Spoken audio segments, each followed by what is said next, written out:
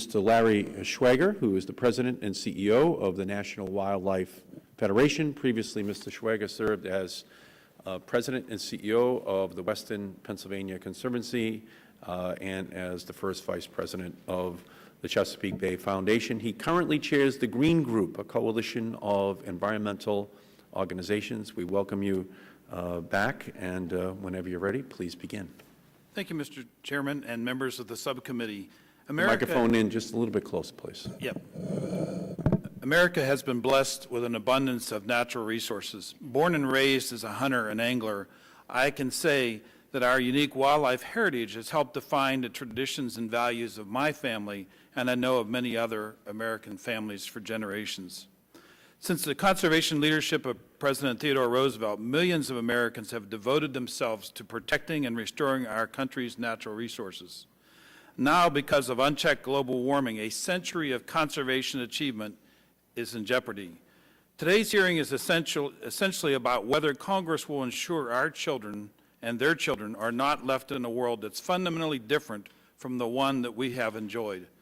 I ask you, Mr. Chairman and subcommittee members, are you ready to talk about a world that no longer has polar bears, vast sagebrush steppe and free-roaming antelope, ice fishing and deep snows in the winter, cold water rivers teeming with salmon and trout? It's not an exaggeration to call what we're facing a climate crisis. In fact, the problem with the debate is so far is that the climate change has consistently been underestimated.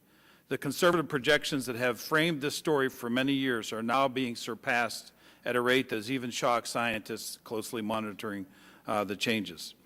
Congress must enact a two-part agenda in its climate and energy legislation to adequately address the climate crisis. First, Congress must cap global warming pollution now and begin steadily and rapidly reducing at a rate and pace dictated by the science and by the precautionary principles. Reducing carbon pollution in the atmosphere is the only way to head off the worst impacts of the climate change on people and on wildlife. Secondly, Congress must use the revenues from the carbon cap program to carry out a program that is clean, green, and fair. Clean because we must invest in clean energy technologies to move to a new place in this country. Green because we must provide a large-scale dedicated funding to protect our nation's wildlife and other natural resources from climate change.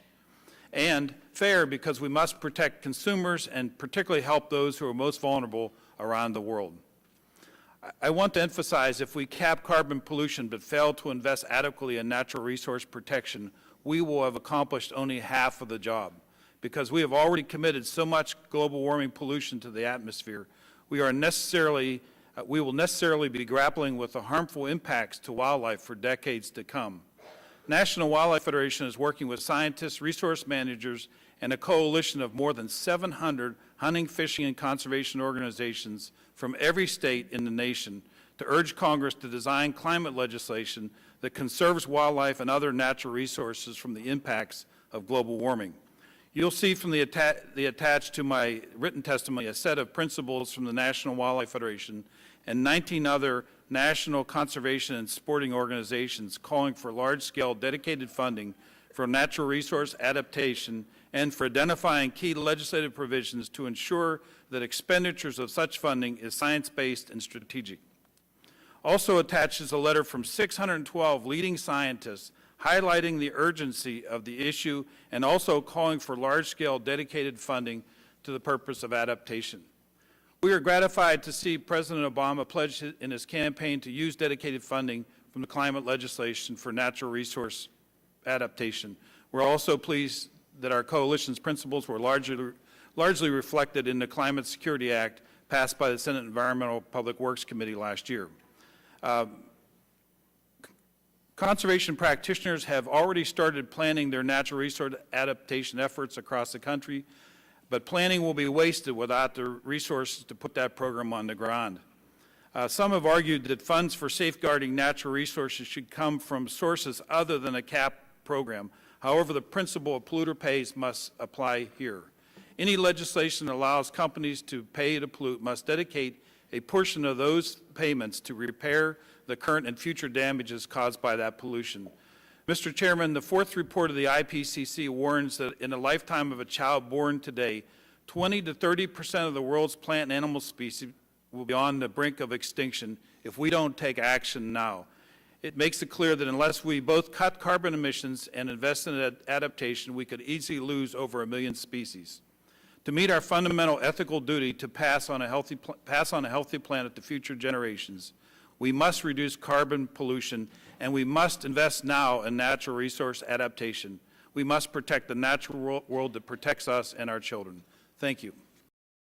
Wildlife is a part of our heritage. I grew up hunting and fishing, so for me it's a part of my family tradition.